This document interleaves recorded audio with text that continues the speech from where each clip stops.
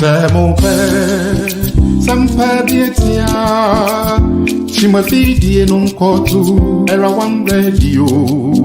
Samope, Jumpa Dietia, Chimothy non Kotu, Era One Radio. Oh, and Pampuma, Chimtu, Asam Pampuma.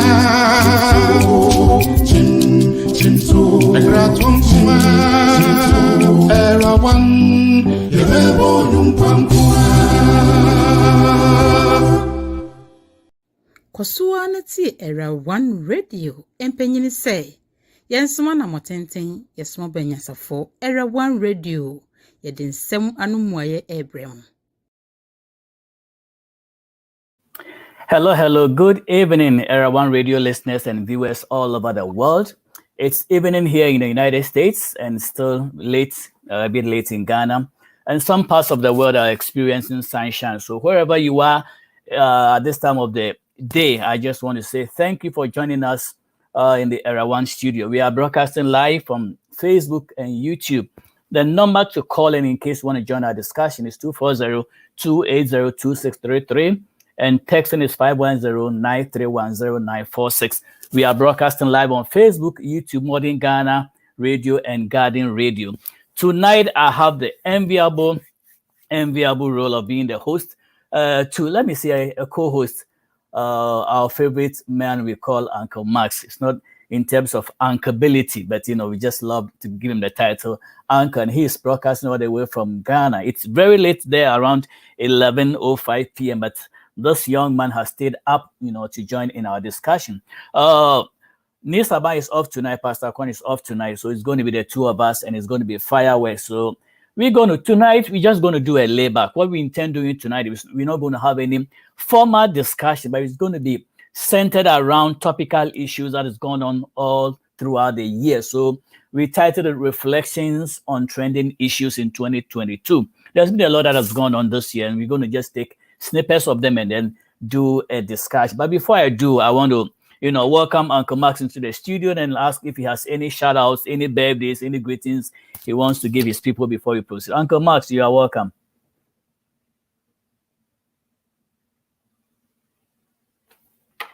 Oh, okay. I think he muted. Uncle Max, you are muted. Okay. Can you hear me now?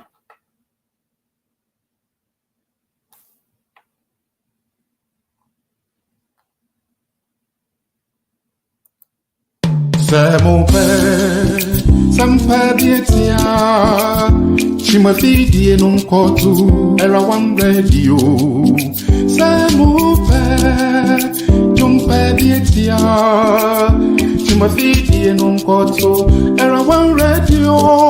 Oh, and Pampuma, Chimtu, Asam Pampuma. The Gratum Era One, Yebo Yumpankua. All right, sorry for the glitch. Uncle Max got disconnected. Ghana people, please fix your MTN and your Vodafone people. Fix your stuff so we can benefit from your service. I mean, Uncle Max is having a whole lot of issues trying to connect to the internet. What's up with you people, man? You got to do something better. All right, let me take a break here, and then when he connects, we'll reconnect to the studio. Hello, beautiful people of Ghana. This is Vardon Specialist Hospital. We are so excited to announce to our people Ghana that we are finally opened and we are accepting patients. At Boison Specialist Hospital, our extraordinary physicians and nurses are here to provide a high-quality medical service to our extraordinary patients. Our services include primary care services, maternal, neonatal, and pediatric services. We also have an in-house pharmacy. We have X-ray and laboratory services available to you.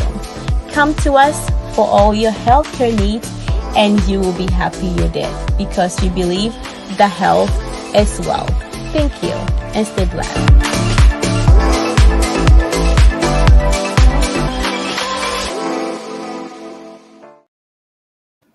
All right, I'm glad you joined us one more time on Era One Radio. We are broadcasting live from Facebook and YouTube. We're having a little bit of technicalities. I think Uncle Max is having some issue with his internet, so I was trying to make sure he's able to connect. Uncle Max, can you hear us?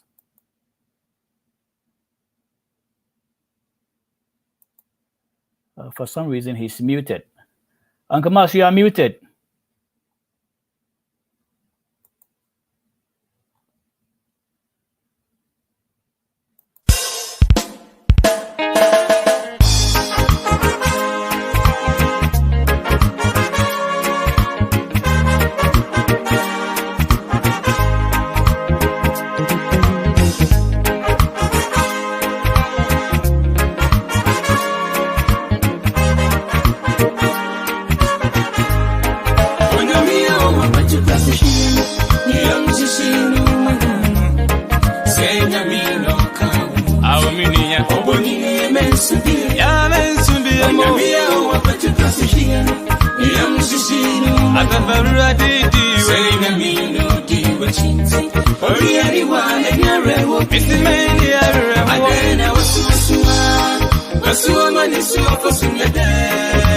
Aden urefiana say to me manya eni about Aden wasu mani su afosunya day Aden me ba Aden kra ya useni da sosa eni da sonsa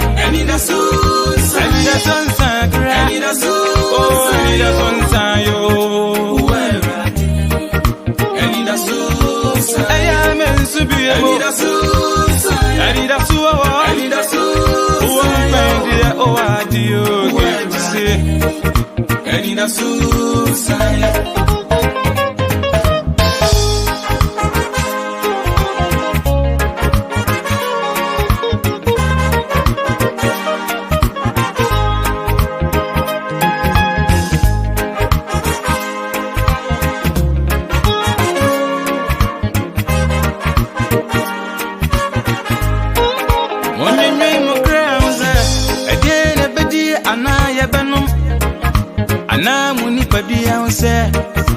Eden krona mumbe fra Onyenwe mo crown se Eden ebedi anaye banom Ana muni kadua se Eden krona mumbe fra Okransi na duane Nani pabian sintumana Aden mi ba Aden kra Na ya usani da suasa Okransi na duane Nani pabian sintumana Aden me ba, Aden kra, ya usani da suasa.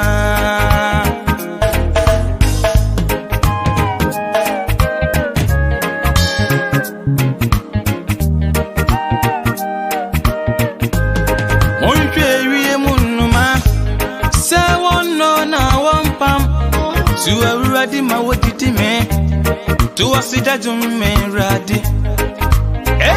Wuradi. Nani kumuwa impongwa Na uwa waba unsani sasua Na uma ubiribinye Adaina Wasua mani suwa fosumnyadai Adain miba, adain kra Daya usani da suasa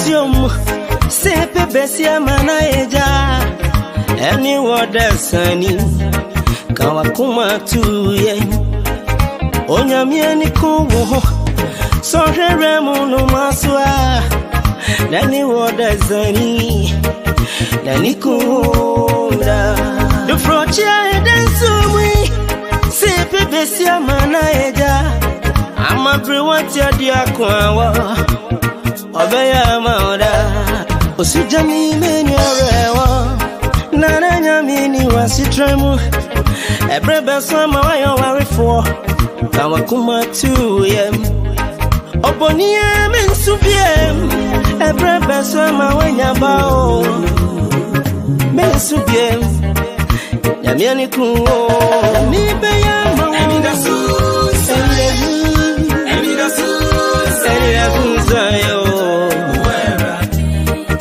emida sus me pa men subiem emida sus pristoni emida sus ma tu yamo emida sus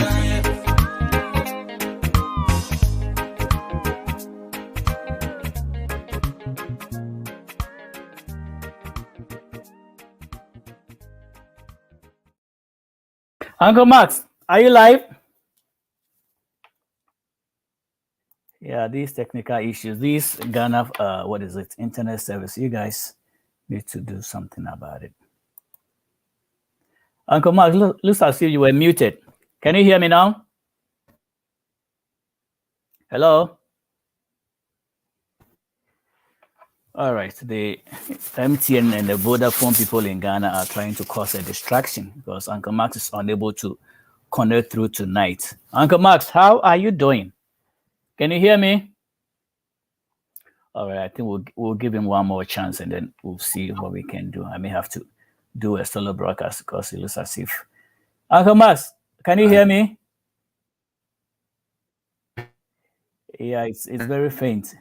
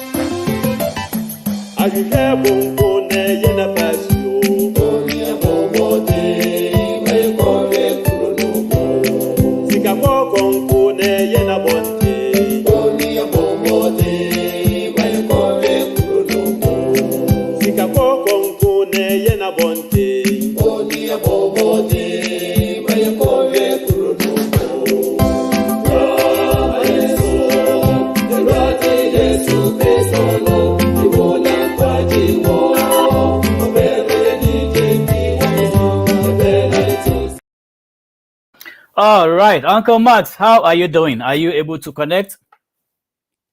Can you hear me? All right, looks as if Uncle Max is having some technical issues, so I don't want to waste our time tonight. So I'm just going to do a quick reflection, solo, and then we'll take it up next time. So what I'm going to do is I'm just going to do a quick revision of what I did Tuesday. That way we are still able to do something and not get distracted by the MTN internet service and whatever is going on. All right, so this is what I'm going to do.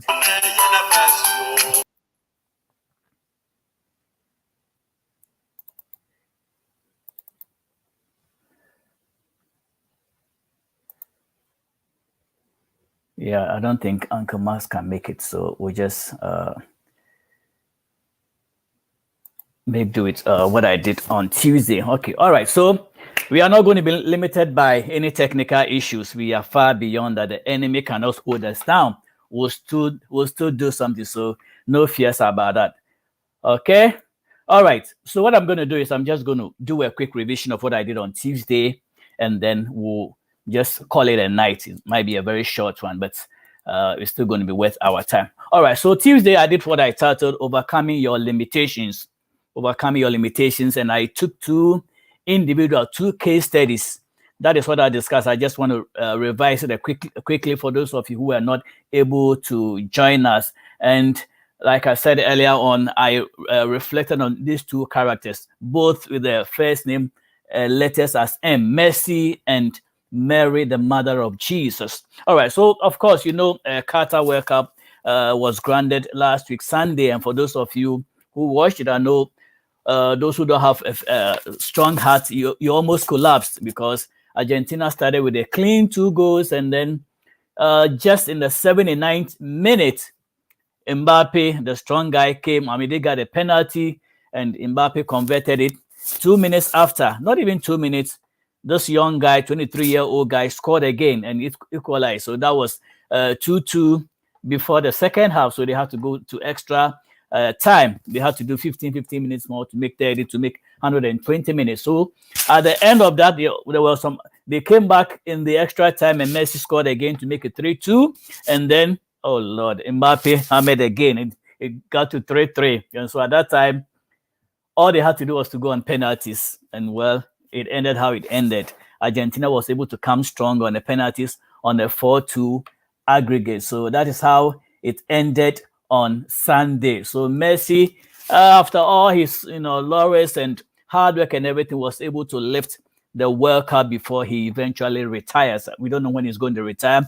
He said he was going to do this retirement after this tournament, but looks as if the cap is gone into his head, so he might stay on a little bit more. So we'll see how it goes. I hear there's been contract being signed for him to come to Miami, USA, but those are all just speculations, alleged, so we can't do anything with that. Anyway, all right, so I reflected a bit about Messi's life. It was intriguing that this guy who during his growing up, youthful days, had a handicap.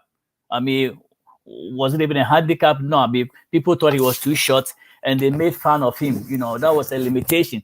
But Messi did not let his limitation bog him down. He knew he had a talent. He had a gift that he could measure on. So he forsook all the limitations and whatever was limiting him, and he pressed on for what he could do to be positive in his life. So these are some of the things that I was saying that my good friend, Dr. Femi Obikunle, sent me some video that after watching the video, I said, this is a very good material. Let me just, do some research and major on that and do a broadcast on that to share with my listeners. So that is pretty much how this study came about, and then how to also study the Mary aspect and jibe it there. So going on the secular aspect, some of the qualities that I shared about Messi. One was that Messi was named after Lionel Richie. The famous musician. He's still alive.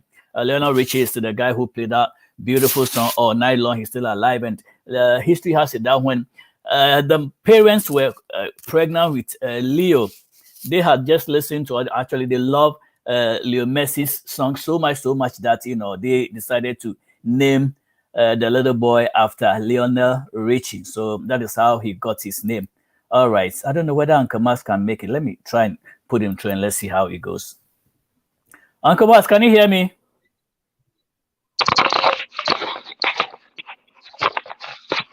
Yeah, I hear some feedback. I think it's trying to. You can hear me now? I can hear you, yes.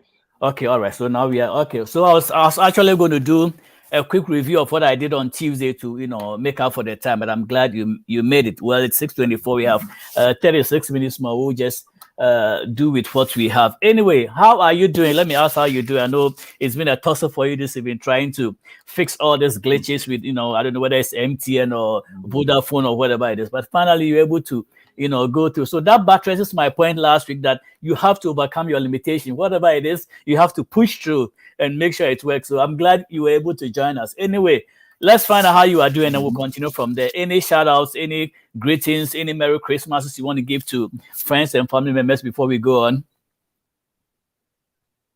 It's cool. I have family in the US, but I'm not sure they'll be watching this. But anyway. You never know. Merry Christmas to them, and also to family in the UK and on the continent, and in Accra and Secondary as well. Okay. So, all right. Thank you, Uncle Mas. I cannot overemphasize how grateful I am, how thankful I am for you to join us. I know it's not easy connecting from Ghana at this time of the evening. It's 11:25 over there. You should have been in bed, but you have stayed, up late to join us. So I don't take your commitment lightly at all. I really appreciate your wisdom, your intellect, and the time factor you put in because, 1 hour of anybody's life is not a joke. Anyway, so what I was saying earlier was that tonight we are just doing a trending.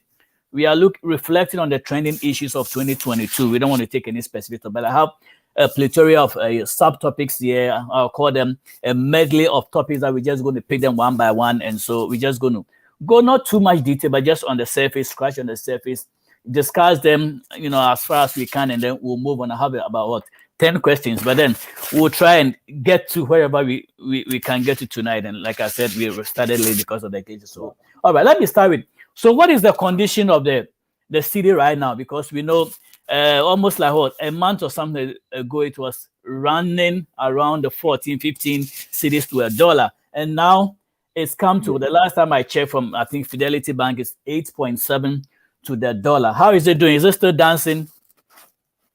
It is still dancing. The thing is, some of the banks will post low rates, like 8.7 to the dollar and so on. But if you try to buy dollars at that rate, they will tell you, sorry, we don't have it. So those low rates are a little bit artificial. They may be settling interbank transactions at those rates, but the general public, I think, is having difficulty getting dollars at all. So it's hard to tell. Now, I think I mentioned before, I have an analysis of the CD's performance going back 50 years from 1972. And if you do the right transformations and analysis, you end up with a virtual straight line. It's a straight line walk in depreciation terms since 1972. So with that analysis, my projections tell me that the CD should be around 14.8 to the dollar at this time. Yeah. So, when it shot up to 15 and stuff, that was, and I said it at the time, there was a market correction where the rate of depreciation had been artificially slowed temporarily by the excessive borrowing of the Ministry of Finance in Ghana until it got to the point where they were no longer able to borrow because they had exceeded a prudent sustainability ratio. And so the market says, sorry, guys, we don't think you can sustain any more borrowing. We're not going to lend you any more money. And they started rating Ghana's financial performance lower because it was becoming riskier. And when the borrowing stopped and therefore artificial support was not coming into the economy, then the rate adjusted very rapidly from where it was at about 6 down to 15 and beyond. At one point, it got to about 17 to the dollar. Wow. So there has been instability because, yes, people panic, people speculate, people hedge, and so on. All these distortions cause the CD to fluctuate in an unstable fashion. But there are three core things that have contributed to that. One is the news of the staff level agreement with the IMF, and that got a lot of people excited and relieved and so on, that, oh, salvation is at hand. Then there was the syndicated cocoa loan of, I think, $1.3 billion on thereabouts, which also, instead of being used to purchase cocoa, I think somebody decided to flood the market with these dollars temporarily. Maybe they're speculating with it, I don't know. And so that also brought in a certain amount of forex liquidity into the marketplace. The third factor was all the Ghanaians and their friends who typically come into Ghana in December for weddings and engagements and Christmas and the New Year and catching up with family and friends and so on. And so when people come into Ghana, they come at Christmas in December, they come to make merry. So they bring a lot of cash. And they go to the forex bureaus looking to change their forex into CDs, which they can spend. And it got to a point where a number of forex bureaus actually ran out of CDs. They had to stop trading because there are no more CDs. You understand? So things like this cause a distortion in the CD rate. And I think this is one, these are three of the reasons that the CD plummeted, not plummeted, actually having plummeted, then rose again versus the dollar up to the 7, 8 CDs that was reported. But I don't think that's a sustainable position at all. And like I said, if you actually try to go and get dollars at that rate, you find it very difficult. A more realistic rate right now is between 11 and 12. And these are the forex bureaus, they I think more accurately reflect the market value of the CD. So if you wanted dollars, you need to spend at the moment between 11 and 12 CDs. Oh, really? But I suspect that come the new year, I think by the middle of January and certainly by the end of January, you'll be looking at a CD around 14.8, 15. Oh, seriously? All right, Uncle Max, you've spoken at length and I appreciate that. But I just want to ask this question real quick concerning the conversion. Okay, so I heard a few, insinuations and some remarks about some Ghanaians being angry because now the dollar is come down, for the laymen who don't really understand the economics of the whole stability system and all that. They said they are angry because the dollar that used to be 15, 16 is now 8. So they are shorting money. I mean, it's the way some people think it's really, weird. I hear of a lady who came from Europe, UK, with almost 20,000 pounds sterling. She was able to change only 500, thinking it will keep rising and rising so she can change at a higher rate. But unfortunately, after changing the 500, the next day she went, it's gone to the 8s and started, so she was angry. All right, so now explain to us, with the appreciation of the CD from 15 to 8, reverse mathematics or whatever, is it showing in the economy? Has it bettered the economy? Because some people are still crying in terms of the fact that, okay, the CD has appreciated, but we don't see the economy booming in that perspective. What do you have to say about that? I would be very surprised if the economy boomed just because the CD has appreciated. Remember, I said this is a temporary fix. distortion. Okay. So it's not going to stay very long. And people don't typically adjust their prices downwards in a situation where there's volatility and uncertainty. And you have to remember, we have goods in the marketplace. Yeah, there's the local produce, which isn't so much affected by the exchange rate, except insofar as it affects the price of fuel, and that affects everything. Okay, and then there's imported products, and product imports take time. You don't just order a bunch of bananas and next day it has arrived from South America or wherever it is. It takes time. It takes a month to ship. It takes 90 days to settle or 180 days depending on your credit terms and so on. So I wouldn't expect that the price of goods would come down Drastically. significantly just because the cedi has appreciated temporarily, because the experience people have of the cedi is of a continuous decline. Occasionally, there may be an appreciation, but it doesn't last. And within a month, it is depreciating again. So if you know this, you're not going to overreact when the cedi appreciates temporarily. If it appreciated significantly over a significant period of time, like 6 months, yeah, then you might be persuaded that, well, okay, things are beginning to work properly in the country, so now I can afford to reduce my prices because the risk of my losing money is reduced. We have a very efficient marketplace where Forex is concerned, I believe, in Ghana. And it's not easily fooled. And our business people are also not easily fooled. I mean, they are, to sustain their business, they have to minimize the risks that they face. And if you don't, then you go out of business. And, a number of businesses have closed because of adverse trading conditions. All right. Thank you very much for the education you've given us tonight. Now, let me come to the issue of IMF. You mentioned that briefly.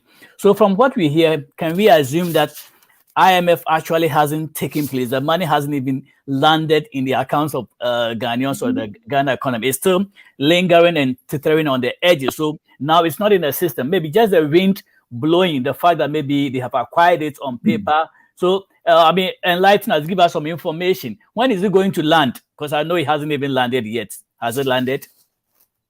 No, it hasn't landed. What we have is a staff level agreement, which needs to be ratified by the IMF board. So they have their own internal procedures and so on.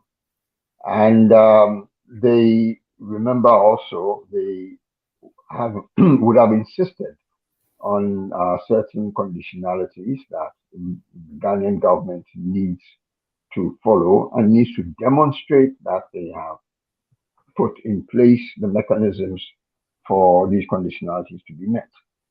So it will take, I think, a few months before the money actually arrives. And it's, again, not likely to arrive all in one go. They'll probably come in tranches, but sometimes, good news travels fast and people make plans according to what they have heard and what they anticipate is going to happen. So it will take a few months, but there's a certain optimism that accompanies. Remember, this time of year, okay, is the winter solstice in the northern hemisphere. That's true. And it is associated with a certain charge of energy that comes into the planet at this time, which gives rise to optimism and hope and so on. And it is astronomically, what's the word, expressed, okay, by the fact that today, December 21st, was the shortest day of the year in the Northern Hemisphere. Okay. And from this point onwards until the summer solstice, the days are going to get longer in the northern hemisphere. So essentially, the sun, which would have sunk to its lowest point, is now in the ascendancy. We are going to get longer days. And that signifies a certain growth opportunity within this hemisphere. Okay. Now, in ancient days, the astronomers noticed that the sun essentially would appear to stop in its regression and then come back again. And so this is what was termed the rebirth of the sun. And typically they would allow 3 days for that phenomenon to be properly established. So between December 21st or 22nd and 24th or 25th was a period when the sun was said to have died and was being resurrected. Okay, it's a 3-day window. And this is what became adopted by the early Christian church to celebrate the birth of the Christ, the Son of God. So that is the origin of the celebration of December 25th. I think that's one story. There is another story which relates to the conception, the Immaculate Conception, supposedly taking place on the 25th of March.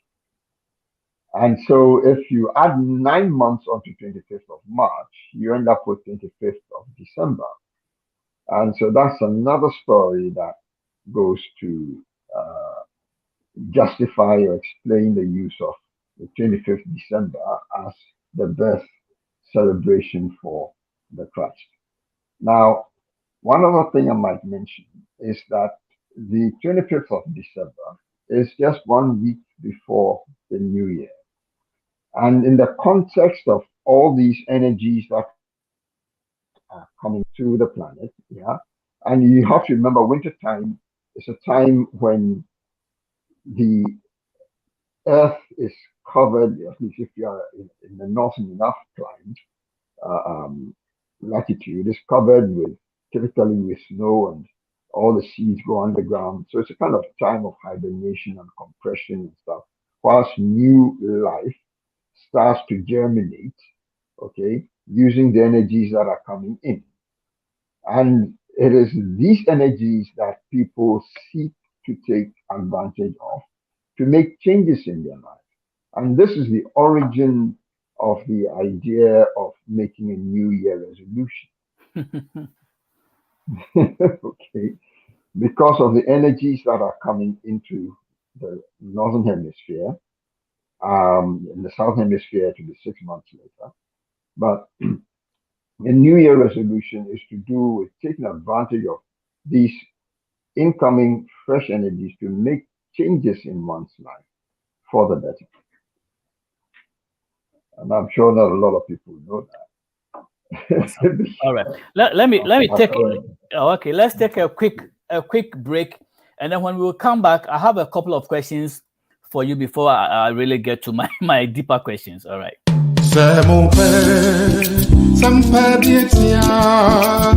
Chimafidi non kotu era one radio.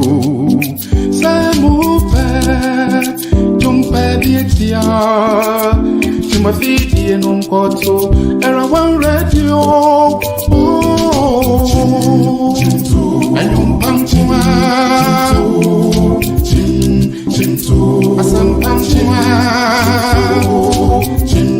Chintu agratum chima. Era one, yebonum pampua.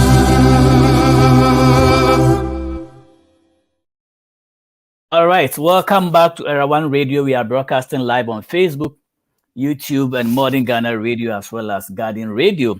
Well, before the break, Uncle Max was giving us some, important information that it's some shows that we need. And so I have this question about the tonight, of course, remember I said we're doing just a reflection on trading issues for this year. So I'm going to pick up again from the role of the citizenry, what the citizens can play or what they can do to make the economy better. Because with the city appreciating what it looks as if, I don't know whether some traders are hoarding their stuff to sell it later, or because it looks as if the prices are not actually syncing with what is going on with the appreciation of the city. I think I hear Monday the transportation people try to reduce their price, or they are yet to do. So, Uncle Max, tell us the role of the Ghanaian citizen. What can they do to work with the government to get this prices under control? Because they were crying for the city, the dollar to come down. Now it's come down, although some people are crying that they wanted this to still to be up there, so those who are getting dollars can, actually exchange for higher. But if you look at the whole dynamics, it looks as even if the dollar is up, okay, even if it's 15 cedis to a dollar, you change that money, but the prices of commodities don't kind of relate. So now that the dollar is down, or the cedi has appreciated to 8 something, are the prices matching? What can the Ghanaians do? Can they change their mindset, desist from hoarding, and maybe bring down their prices so all of them can enjoy? Because you cannot continue blaming the government for the hardship of the economy. What are people saying on the streets? I was doing some research, on the on our history, basically, because you may remember there's been a recent summit in the U.S. of African leaders. Yeah. And our president made 2 statements. One, that African leaders shouldn't beg. And this was a bit ironic coming from him, whose country has been to beg from the IMF 17 times. But the other statement he made was to complain about the incursions of jihadists and so on in Burkina Faso. Burkina Faso, okay, yeah. And the fact that the Burkinabe have brought in Russian mercenaries to help in them fight against these jihadists. Now, I'm answering your question, but I'm going about it roundabout. Now, we already have a defense treaty with the U.S. where their forces have the right to come in here anytime and so on and so forth, which in my mind is very foolish, but that is what we have. And our president complained to the U.S. that the Burkinabes have got Russian mercenaries in their territory. The inference being that America should do something about it and maybe send some special ops people to come to monitor the situation and so on. In reality, they have already done that. A week after the Burkinabe coup, it was reported that a platoon of Rangers was in Accra. Okay, so they are here to keep an eye on things. But I think our president felt the need to make a public statement which could be used as a pretext to beef up the American presence here. And I wondered why he would do that. And it occurred to me, maybe he wanted to send a signal to our military that, hey, we've got some big American guys here. So coming down, huh? Don't even try. Behave yourselves. Wow. Because, yes, a lot of people have said this civilian rape of the country cannot continue. Things have to change. And so I was doing this research and I realized that the conditions that obtained today, have obtained in this country at least twice before. And on both occasions, there was a coup d'etat. There was a military takeover because the citizenry was suffering. The cedi had depreciated rapidly. The unemployment rate was high. There was a sense of hopelessness and despair in the country. The government seemed either uncaring about the situation or unable to do anything about it. And on both occasions, the military stepped in. Champong on one occasion, Rawlings on the second occasion, and so on. And we are where we are today because of inept governance. It's not really the citizens' fault because we elect people in the expectation that they will lead. We don't expect that they will come with an agenda of state capture and looting the economy for for themselves, for their party, for their families, and for their tribe. We don't expect this, but this is what has been going on. And so, yes, there may be some uh, traders who are hoarding and in goods and so on, but I believe there will be a very small number, a very small percentage, and the impact they will have on the marketplace will be relatively small. Yeah, the fuel is the fuel price is scheduled to come down because there's a pricing formula in place that takes account of that includes accounting for the exchange rate. And so that's supposed to adjust the price of fuel automatically as exchange rate goes up and down, and as the cost of oil on the world market goes up and down, and so on. But really, when you consider that Ghana is a net exporter of oil, we should be well insulated from the price of oil on the world market because we have a refinery, we have oil, but our leadership has squandered those assets. So we are now dependent on importing finished oil products in order to keep our vehicles on the road. That is not good leadership. That is not sound leadership. And I think the citizenry do have the right to call out the leadership and complain about the lack of professionalism, the lack of care, the lack of vision, the lack of planning, and so on that has been going on. We really have no excuse, as well endowed as we are, that we should be going back to the IMF for the 17th time. Anyway, well, those of us here, we are being enlightened by your awesome information that you are speaking to us. We don't have too much time. I only have 9 minutes because of the glitches. We couldn't do much of what I said I was going to do. But let me ask a question about the candidacy. What is going on? Because we know 2024, come 2024, there's going to be another election, just like the US. I think we are on the same timeline. And so I know Vice President Baumia is one of them, and Alan Sherman Tina here, and also our man Kennedy Ajipum. So these three people, are we expecting more? And what is the potential? How is it looking on the front out there? How is it going? Well, that one is a bit early, I think, for anybody to project.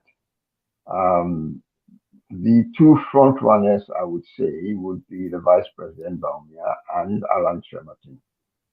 Mr. Ajapong may have a lot of money and he has a certain profile, but he tends to be a bit abrasive.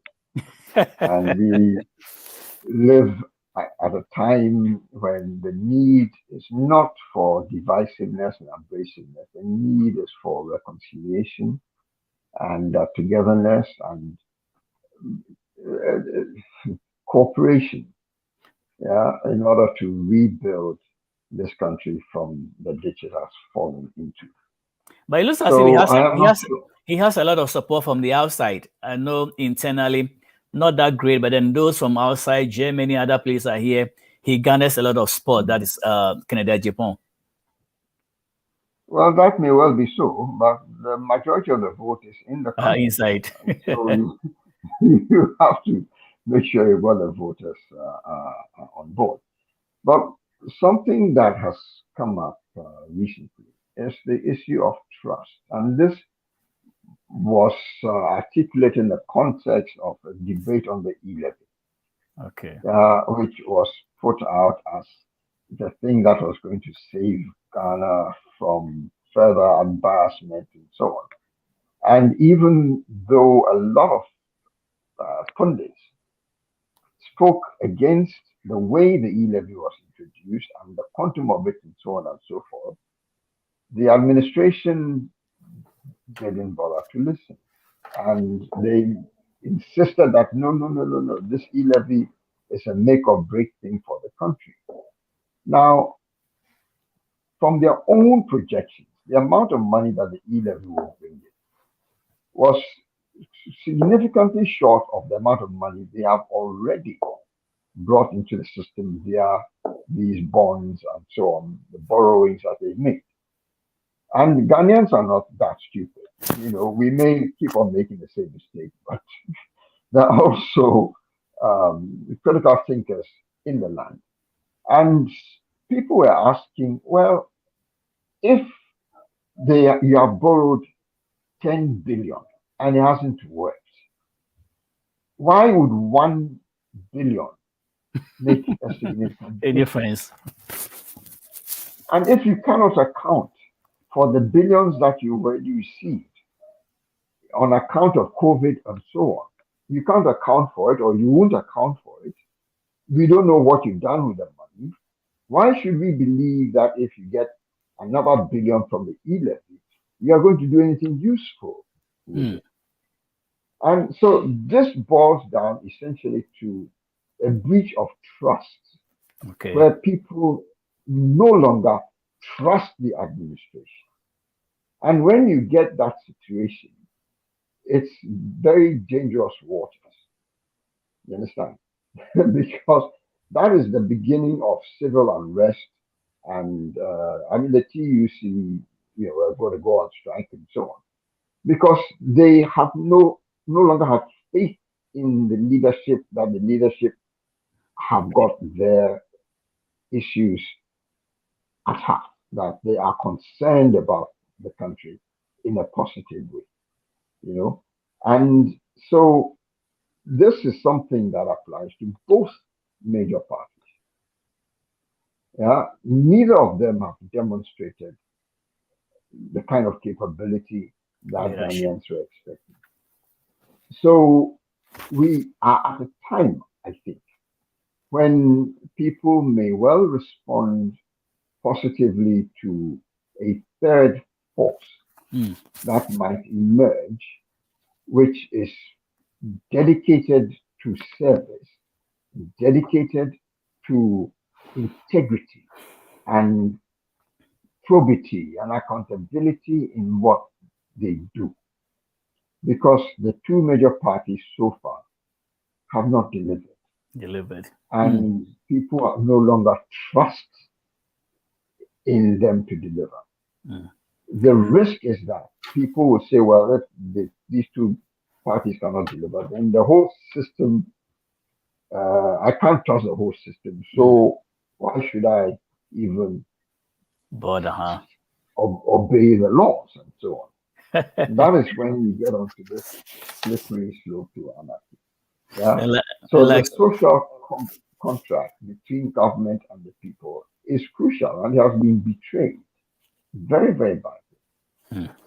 But that's why somebody said, don't vote for individuals, vote for the person who has the ideology that will actually advance the country, not just because it's party A or party B, but then when you listen to the campaign speeches to know exactly who has the manifesto. Of course, these manifestos come here and then when they get there, they forget about them and they do otherwise. So now, like you said, it's a matter of trust. We don't know who to trust, because they will come with all kinds of promises. They will build this, they will do that, but then it doesn't end up that way. Anyway, we are out of time. I have just a few seconds for just one question. Of course, with divine connection, this is where divinity meets humanity. So I have to do something about the divine aspect. Now, let's talk about prophecies concerning what happens every end of the year, 31st. I'm sure by now our prophets are on the mountains waiting upon God, or maybe in their bedrooms, listening intensively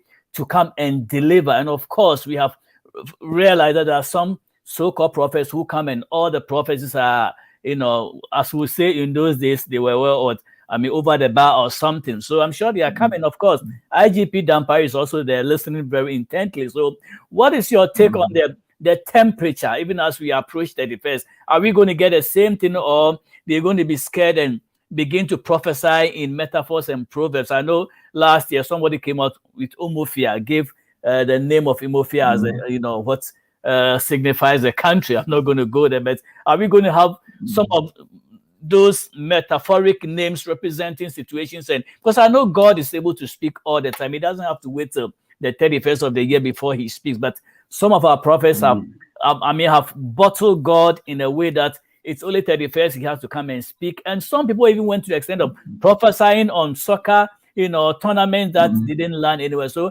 I'm really worried about, so yeah, enlighten us, speak to us about that. Well, I can't say I'm an expert on our local prophets. They have very often been wrong, and perhaps occasionally been right on specific things. So I don't feel qualified to talk on these prophets, and I really haven't heard very many prophecies myself at this time.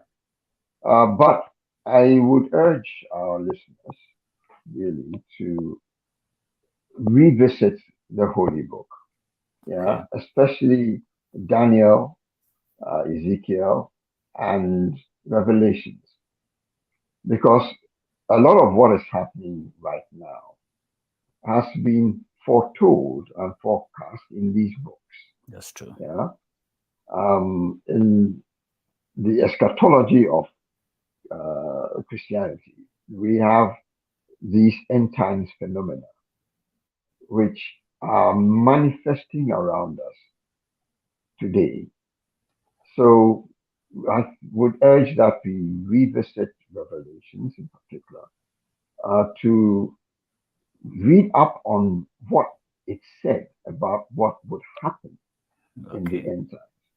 I would like to give some reassurance that as far as my understanding goes, it is not going to be the end of the world.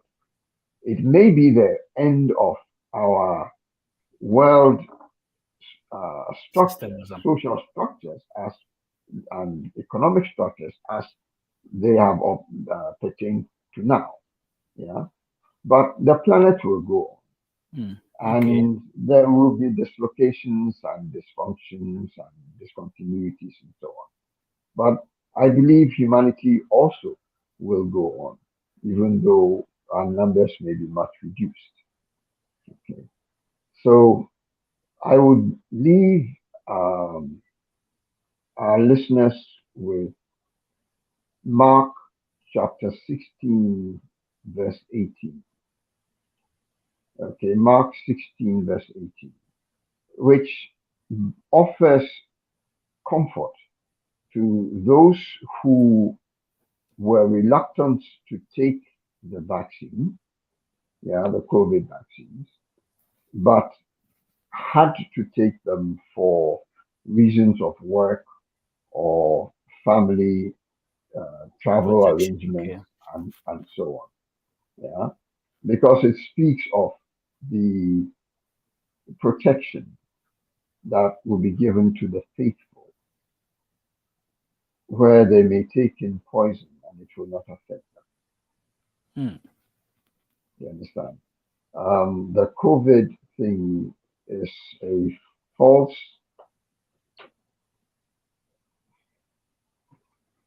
program, shall I say. Well, come on. I think that is also a detail that we may have to come to, because now you are scaring me. We may have to revisit the COVID ideology that you have. We may have to come back and revisit, because at least I see we have more information that I don't have, and so we are almost out of time and will not have enough time to discuss it. But I think it's something that we have to look to, because it might be a little bit dicey over there. So we'll look in depth into that. Yeah, but so thank you very much for, in the midst of the glitches and everything, you were able to permeate and come through. Thank you very much. Well, I don't know whether you have any closing marks pertaining to what we've discussed tonight or whatever you want to add before we leave.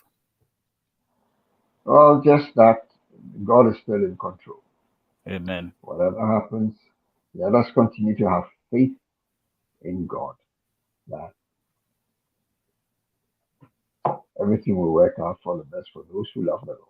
Amen, amen, amen. Thank you very much, Uncle Ma. Like I said, it's been a pleasure having you as an addition to our team, and you have brought in a lot of insight and made our discussion very, very rich. So thank you very much. And of course, Sunday is Christmas, and well, I'm not going to debate whether 25th December is when Jesus was born, or like Uncle Max, I think, mentioned somewhere, whether he was born in December or March, it doesn't make any difference to me. There was a day that he was born, and we are celebrating his birth. That's all that matters. So don't be all aggressive and anxious. Oh, he wasn't born on 25th December, so why are you all this hula balloons? Like, it doesn't really matter. All I know is that there was a day in history that he was born, and that is what we celebrate, just to acknowledge that somebody, the divinity, the divine God, became man and came to dwell amongst us, the epitome of creation. So he was the one that put creation into motion. So that is all we go by. So Uncle Mark, thank you very much, and thank you for staying up late. I think now it's almost midnight up there. So I appreciate that. God bless you. Have a Merry Christmas and a prosperous New Year. We'll meet again and we'll continue with that. Thank you very much, sir. Bye-bye. Okay. You too. Bye. Bye for now. Bye.